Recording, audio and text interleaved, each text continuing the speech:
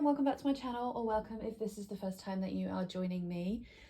For this video, I would normally do like my top 5 or top 10 decks that I worked with in whatever year we're in, 2020. Oh, I totally forgot the year, and I nearly said 2005. And I worked with loads of my decks this year. I worked with 27 different decks throughout the year. Some of them were new, some of them were classics that I've had for a while and that I love for different reasons.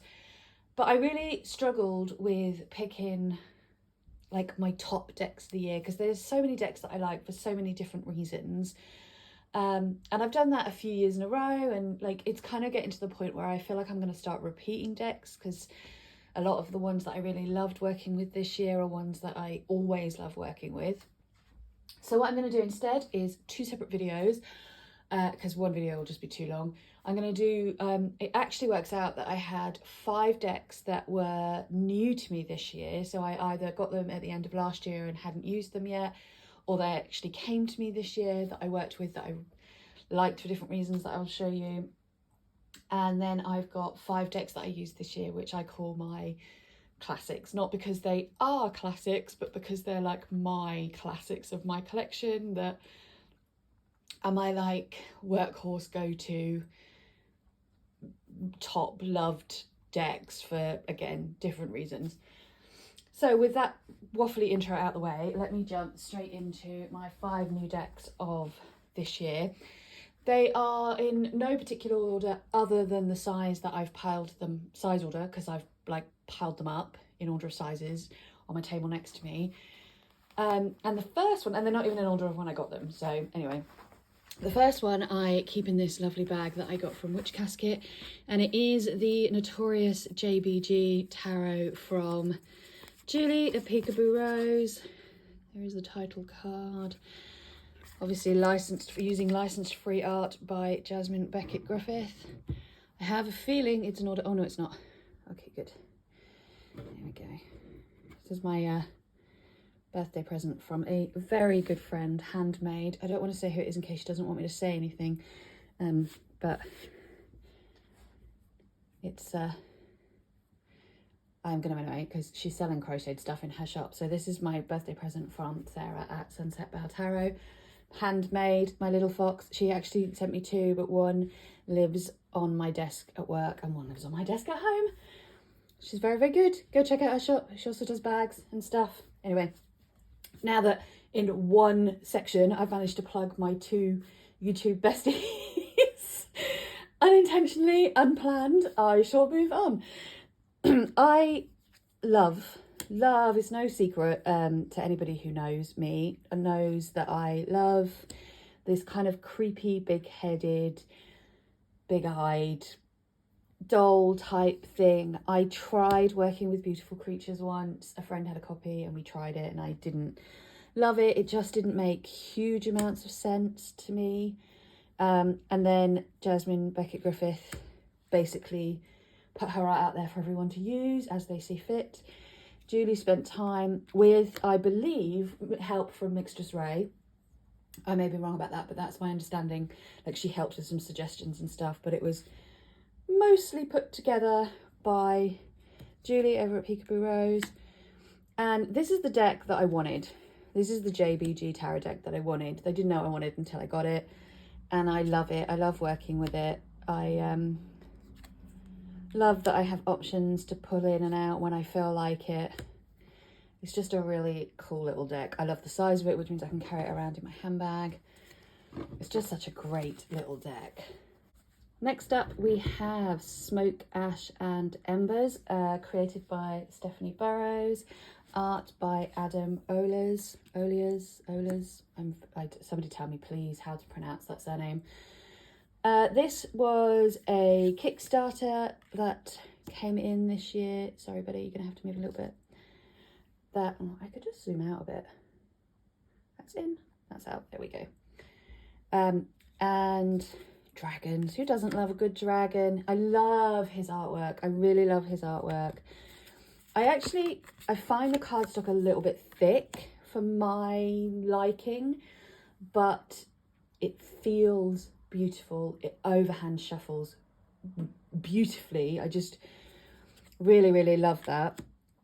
I just love this deck. I love everything about it. I don't even know how to put that into an intelligent statement, but there's so much about it that's just really cool, and I really like, I'm discovering, and I'm gonna do a whole nother video on that because of my I don't like animal decks because it turns out I have a few more than I thought I did. But I'm discovering that what I do really like about animal decks is when they are just, the animals have just been put in instead of people, and they're still doing animal stuff, and it's still an RWS card. It's just that they happen to have animals in it, and I'm discovering that that is a thing that I like, surprisingly, as will become clear when I show you my next deck.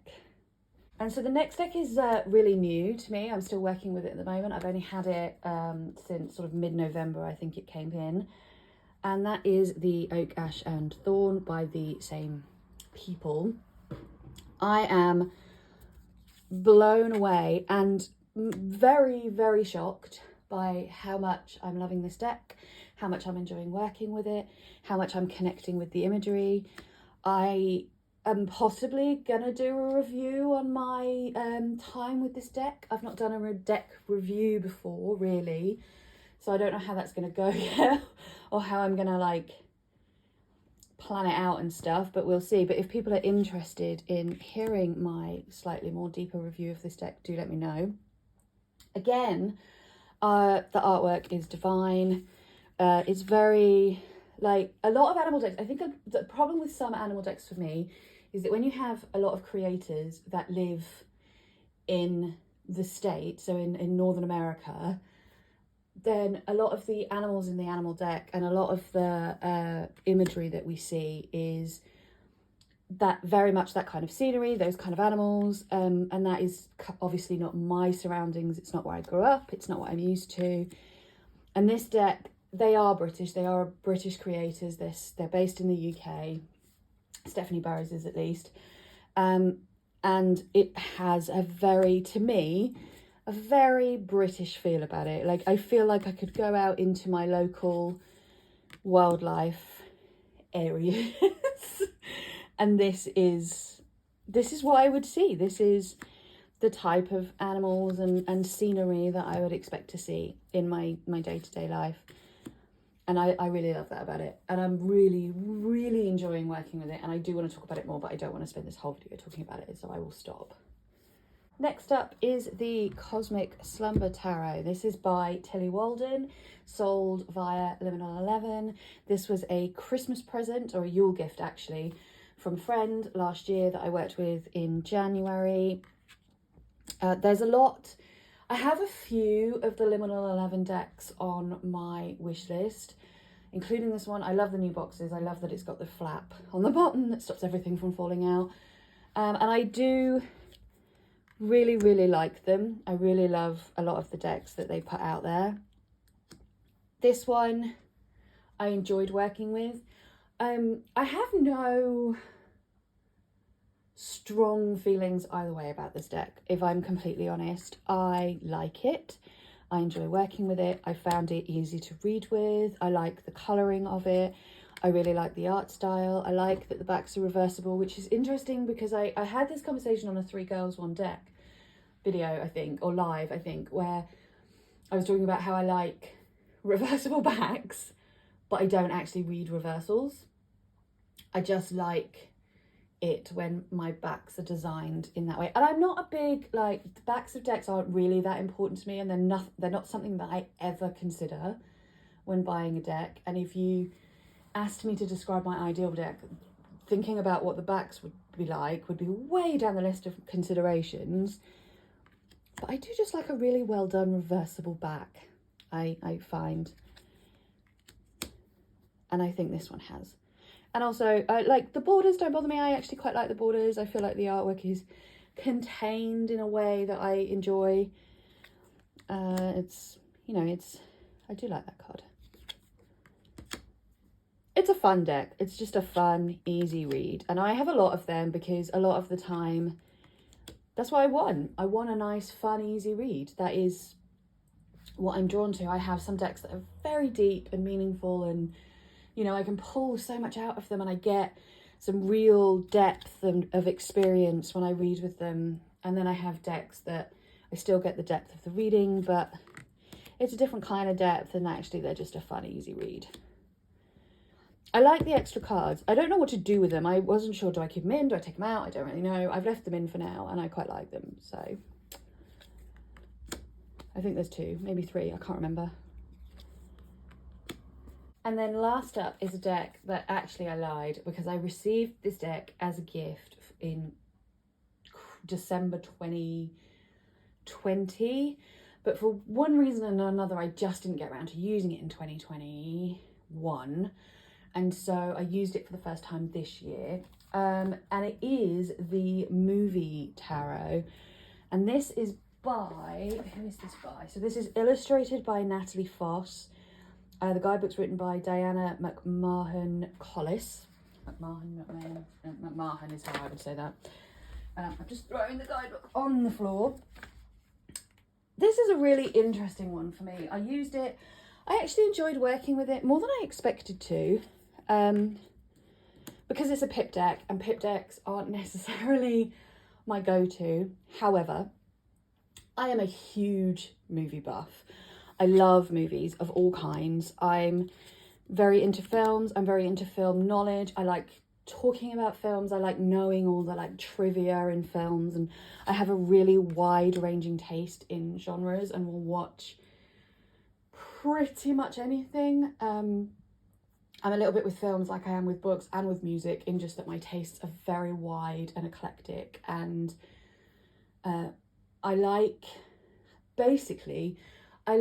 things that make me feel a certain way. And it doesn't have, like, when I say a certain way, I don't mean they always have to make me feel good, or they always have to make me feel sad, or they always have to, I just like films and music and books that make me feel stuff. And so I'm very into media in general, music, books, films, that kind of thing. And the thing about this deck is most of the characters that have been selected are from films that I have seen and I know very well, and I feel that I can understand why the decision to have that character in that card has been made, and that makes it a lot of fun to work with.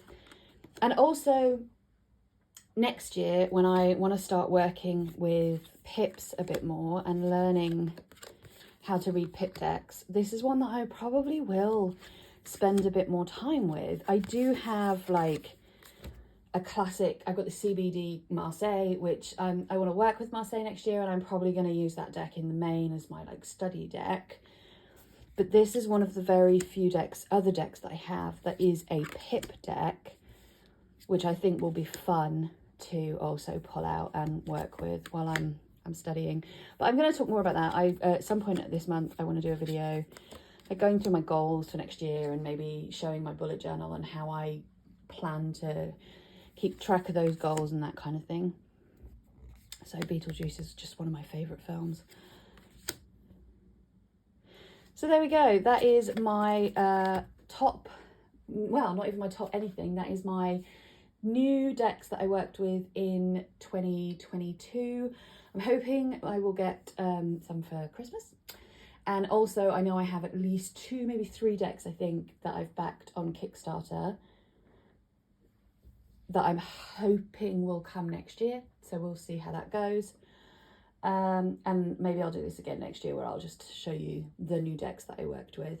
As I say, I'm going to do another video where I talk about some of the decks that I worked with this year. 5, I think there are again, that for me are just like the classics of my collection at this point. And I'll be interested to see if anyone can guess what some of those decks might be, because I'm sure I've talked about all of them at one point or another. That is that for this. That is that for this video. Take care, everyone. Lots of love, and I will see you all again very, very shortly for another one. Bye bye.